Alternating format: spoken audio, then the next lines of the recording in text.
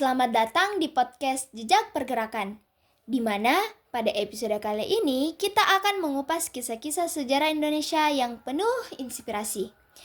BTW kenalan dulu dong. Saya Andi Mesya Nurmolidia dan rekan tim saya Andi Nuraini Tendribuana dan Andi Muhammad Syahrul Abdi Putra.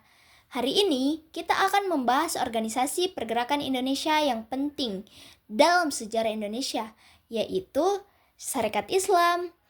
Sebelumnya, apa kabar nih Eni dan Syahrul? Baik Mesya, semangat banget nih bahas Sarekat Islam. Soalnya ini salah satu organisasi besar yang punya dampak besar di sejarah pergerakan nasional kita.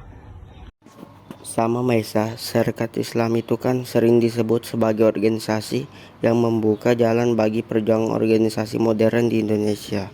Jadi, pasti seru banget. Kalau ngomongin Sarekat Islam, kita tuh harus mulai dari awalnya nih. Awalnya itu dikenal sebagai Sarekat Dagang Islam ya. Kamu bisa cerita sedikit gak Eni? Betul banget Mesya, Sarekat Dagang Islam didirikan oleh Haji Saman Hudi di Solo tahun 1911. Tujuannya sederhana tapi penting, yaitu melindungi para pedagang pribumi dari persaingan tidak sehat dengan pedagang asing, terutama Tionghoa. Menariknya, organisasi ini nggak cuma soal ekonomi. Ya, ketika Tejo Krominoto memimpin pada 1912, namanya berubah menjadi Sarekat Islam dan visinya berkembang ke isu-isu sosial dan politik. Tjokro benar-benar visioner. Jadi intinya, Sarekat Islam bukan cuma soal perdagangan, tapi juga mulai menanamkan kesadaran nasionalisme ya. Betul, ini jadi organisasi massa pertama yang menyadarkan orang pribumi bahwa mereka punya kekuatan kalau bersatu. Nah, kalau ngomongin dampak Sarekat Islam, apa sih yang bikin organisasi ini dianggap besar banget waktu itu? Anggota mereka pernah mencapai 2 juta orang loh. Ini angka yang luar biasa besar untuk ukuran masa itu.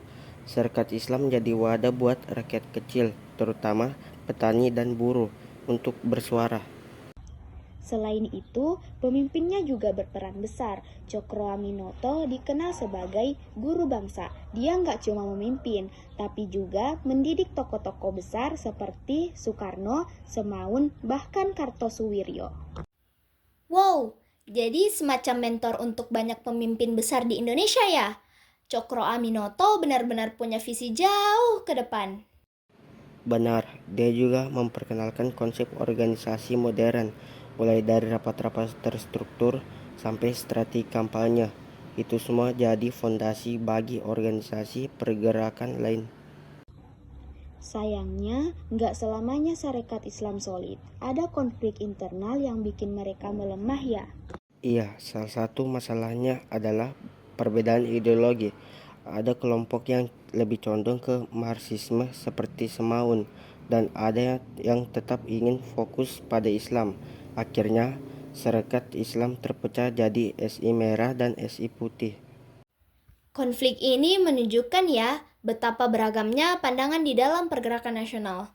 Tapi di sisi lain juga ini jadi pelajaran loh tentang pentingnya persatuan. Betul, setelah perpecahan itu, Sarekat Islam fokus ke perjuangan berbasis Islam politik dan berubah nama jadi Partai Sarekat Islam Indonesia. Terlepas dari semua itu, apa sih warisan terbesar Sarekat Islam? Menurutku, yang paling penting adalah semangat bersatu untuk melawan penindasan. Mereka juga membuktikan bahwa organisasi itu bisa jadi alat perjuangan yang kuat. Setuju, Sarekat Islam juga melahirkan tokoh-tokoh besar yang membentuk sejarah kita. Selain itu, ide ekonomi kerakyatan yang mereka perjuangkan masih relevan sampai sekarang. Jadi, Sarekat Islam ini nggak cuma bagian dari sejarah, tapi juga jadi inspirasi untuk masa depan ya. Bener banget. Wah, banyak banget ya pelajaran yang dapat kita ambil dari Sarekat Islam hari ini. Terima kasih ya Eni dan Syahrul atas diskusinya. Semoga pembahasan ini menginspirasi pendengar kita untuk terus belajar dari sejarah. Setuju Mesya, jangan lupa setiap pergerakan besar dimulai dari langkah kecil, seperti yang dilakukan Sarekat Islam.